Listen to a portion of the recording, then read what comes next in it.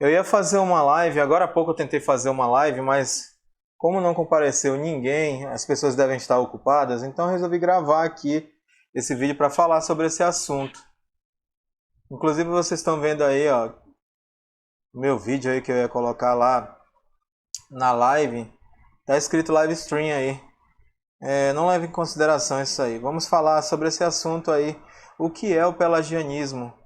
E associado a isso, nós vamos explicar também aqui o que é o pecado original. Tem a ver. Por que eu estou falando de pelagianismo? Porque na última live que eu fiz no meu canal, eu falei sobre livre-arbítrio e o pelagianismo é fortemente ligado a, esse, a essa questão de livre-arbítrio, certo? Vamos começar falando sobre...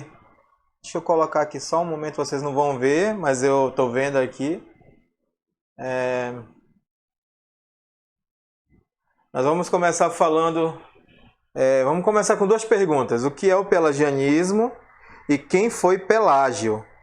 Esse nome pelagianismo vem desse homem chamado Pelágio. O que é o pelagianismo?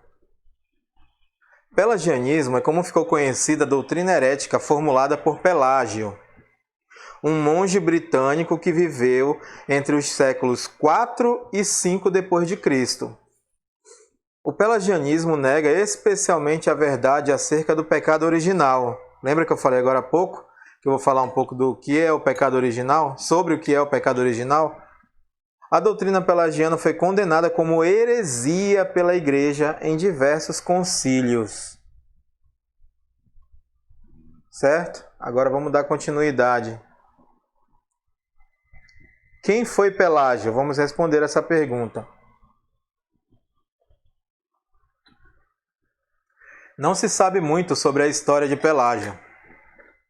Ele era um monge britânico que nasceu no século IV depois de Cristo, em aproximadamente 405 depois de Cristo.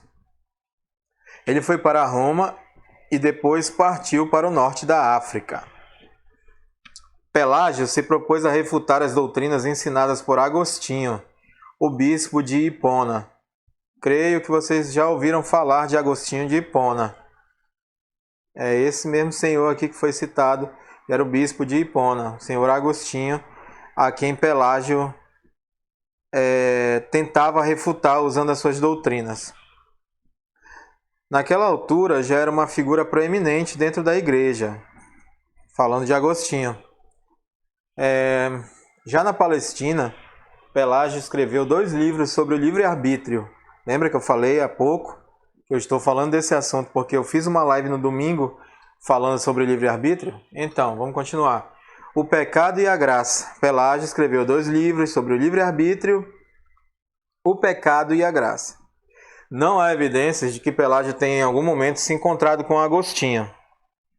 Mas Agostinho e seu amigo Jerônimo, o tradutor da Vulgata Latina, criticaram fortemente os escritos de Pelágio. Pesquisem o que é a Vulgata se vocês não souberem, gente. Pelágio foi considerado culpado de heresia pelo bispo de Roma e pelo concílio de Éfeso em 431 depois de Cristo. E o concílio de Roma ele foi condenado culpado de heresia no ano de 417 a 418 depois de Cristo. Ele foi acusado de negar o pecado original e de não reconhecer que a graça de Deus é essencial para a salvação. Pelágio ensinava a ser possível viver uma vida sem pecado fazendo uso do livre-arbítrio. E o que ensina o pelagianismo? O pelagianismo basicamente ensina que o homem nasce em uma condição moralmente neutra, ou seja, sem pecado. Assim, ele é dotado plenamente de livre-arbítrio, de modo que sozinho ele é capaz de decidir entre o bem e o mal. Eu falei sobre isso domingo, gente. Se vocês assistirem minha live de domingo sobre o livre-arbítrio, vocês vão ver eu falando sobre isso. Isso significa que o ensino pelagiano nega a doutrina acerca do pecado original. Para o pelagianismo, o pecado de Adão prejudicou apenas a ele mesmo. Desta forma, a raiz do pecado e sua culpa não foram transmitidas aos seus descendentes. Aí agora eu vou entrar aqui num outro ponto, sobre o que é o pecado original. Vamos falar um pouco disso antes de nós darmos continuidade continuar falando aqui sobre o pelagianismo. Vamos ver aqui, porque foi bastante citado até agora, e a doutrina de Pelágio se baseia justamente nisso. O pelagianismo negando a doutrina acerca do pecado original. Então, vamos falar um pouco aqui sobre o pecado original. O que é o pecado original e qual o seu significado? Pecado original é a designação dada na teologia com referência ao estado, condição e qualidade de pecado em que todos os homens nascem. Esse termo traduz o latim peccatum originale. Na história da Igreja, a doutrina bíblica do pecado original começou a ser mais amplamente sistematizada no século IV depois de Cristo com Agostinho de Hipona. Lembra que eu falei há pouco que Pelágio fazia veementemente, combatia veementemente ou tentava combater, refutar Agostinho de Hipona, apesar de que não tem notícia de que os dois tenham se encontrado algum dia pessoalmente? Então, o que significa o pecado original? Antes de falarmos sobre o que significa a expressão pecado original, é necessário que façamos uma importante observação sobre o que ela não significa. Essa expressão de maneira alguma significa um tipo de pecado pertencente à constituição original do ser humano antes da queda, pois isso implicaria no fato de Deus ter criado Adão já pecador. A Bíblia é bastante clara ao afirmar que Deus criou o homem à sua imagem e semelhança. Adão, o primeiro homem, era bom em todos os sentidos e não possuía qualquer inclinação à maldade. Você vai poder constatar isso lá em Gênesis, capítulo 1, no versículo 26, 27 e 31. Entendido esse primeiro ponto, agora podemos dizer que o significado da expressão pecado original refere-se especialmente a 3 aspectos principais acerca da pecaminosidade da humanidade. Primeiro, a expressão pecado original implica no pecado que é devido da raiz original da raça humana, ou seja, ele foi cometido pelos nossos primeiros pais. Quem eram? Adão e Eva. Segundo a expressão pecado original, também se refere à verdade bíblica de que todos os descendentes daquele primeiro casal estão contaminados por esse pecado. O que significa isso? Significa que o homem já nasce em pecado, ou seja, ele não aprende a pecar por influência externa ou mesmo imitação. Ao contrário, ele já nasce num estado de inimizade contra Deus. Terceiro, o pecado original é assim denominado porque nele está a raiz de todos os outros pecados que todos os homens cometem ao longo de suas vidas. Esses outros pecados são geralmente chamados de pecados factuais. A Bíblia fala sobre o pecado original? Vamos responder. A expressão pecado original não pode ser encontrada na Bíblia, mas a doutrina a qual ela se refere é amplamente fundamentada nas Escrituras. Logo nos primeiros capítulos de Gênesis, nós somos informados sobre como o pecado cometido por Adão impactou os seus descendentes e a toda a criação. Você vai ver isso lá em Gênesis 3. O Antigo Testamento ainda destaca de forma muito clara o quão perverso o homem se tornou. Caim, o primeiro humano a nascer, foi o assassino de seu próprio irmão. Isso está lá em Gênesis 4. Depois, tão logo a humanidade encontrava-se num estado extremo de pecaminosidade e afronta contra Deus, e por isso foi castigada com o dilúvio. Você vai ver esse relato lá em Gênesis capítulo 6. A explicação para toda essa depravação humana pode ser lida nas palavras do salmista Davi ao escrever: Eis que em iniquidade fui formado, e em pecado me concebeu a minha mãe. Salmos 51, versículo 5. Já no Novo Testamento, o capítulo 5 da Epístola de Paulo aos Romanos trata de forma detalhada sobre a questão do pecado original. O apóstolo Paulo afirma basicamente que em Adão todos pecam. Em Romanos 5,12 ele diz o seguinte: portanto, como por um homem entrou o pecado no mundo e pelo pecado a morte, assim também a morte passou a todos os homens, por isso que todos pecaram. Ele também declara que o juízo veio de uma só ofensa, e por essa ofensa de Adão a morte reinou, visto que por sua desobediência todos foram feitos pecadores. Está lá em Romanos 5, 16 ao 19. O resultado disso é a verdade nitidamente indicada nas Escrituras sobre a pecaminosidade universal. Você vai ler em 1 Reis 8,46, Jó 14, versículo 4, Salmos 143, 2, Provérbios 29, Eclesiastes 7 e 20, Romanos 3, 1 ao 23, Gálatas 3, 22, Tiago 3, 2, 1 João 1, 8 e 1, 10. O mesmo apóstolo escrevendo aos Efésios ensina que os homens são, por natureza, filhos da ira. Se você vai ler lá em Efésios, capítulo 2, versículo 3. A expressão por natureza aponta diretamente para a doutrina do pecado original, pois significa que após a queda, a natureza humana ficou originalmente pecaminosa, de modo que todos os homens participam desse pecado e são culpados perante o Senhor. E por que o pecado original atinge a todos os homens? Algumas pessoas se perguntam: por que são culpadas do pecado original se foi Adão quem pecou? O mesmo capítulo 5 da Epístola aos Romanos também nos responde a esta pergunta, esclarecendo que Adão era o cabeça da raça humana, isto é, ele representava toda a humanidade diante de Deus. Diferentemente dos anjos que foram criados já com um número imutável, toda a humanidade derivou de um único homem, do primeiro casal. Assim, quando Adão pecou, ele também precipitou todos os seus descendentes ao pecado. A partir daí, todos os homens já nascem com a sua natureza depravada e inclinada ao mal, ou seja, em todas as áreas e aspectos, tanto fisicamente quanto espiritualmente, ao homem é impossível de sozinho fazer o bem em relação a Deus, ou mesmo prover algo que o justifique diante do Senhor.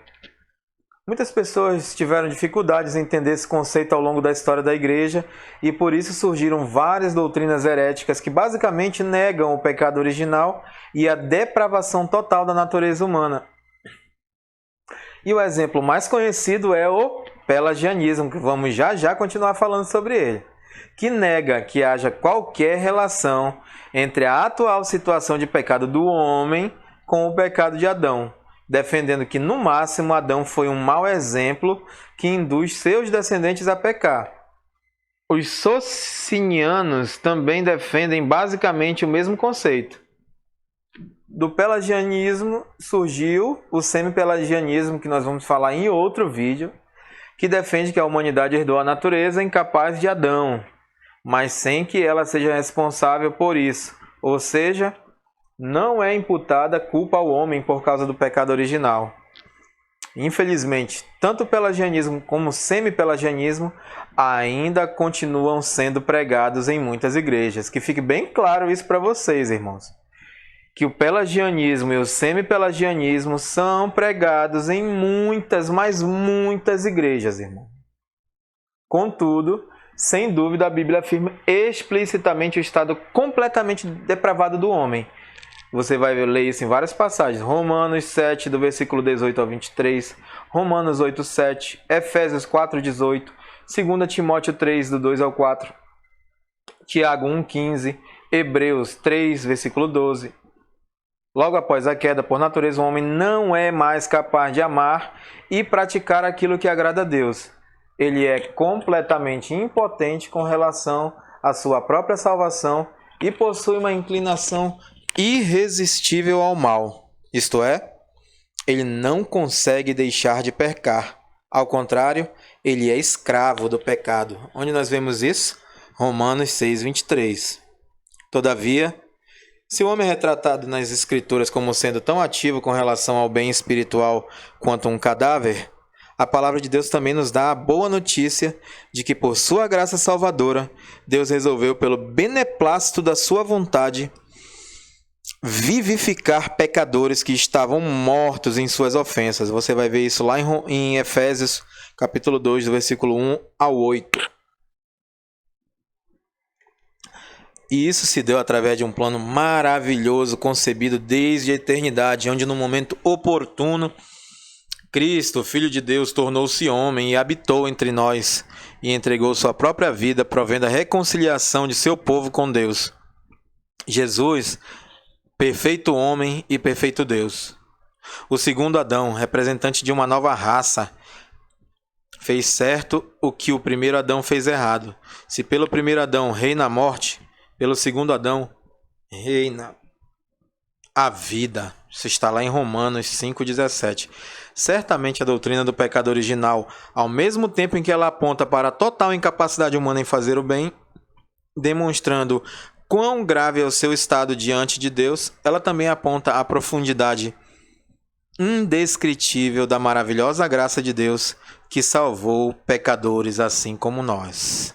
Amém, meus irmãos? Glória a Deus. Agora vamos dar continuidade aqui, falando do pelagianismo, que é o tema do nosso vídeo de hoje. Vamos continuar. Nós paramos aqui. Dessa forma, a raiz do pecado e sua culpa não foram transmitidas aos seus descendentes.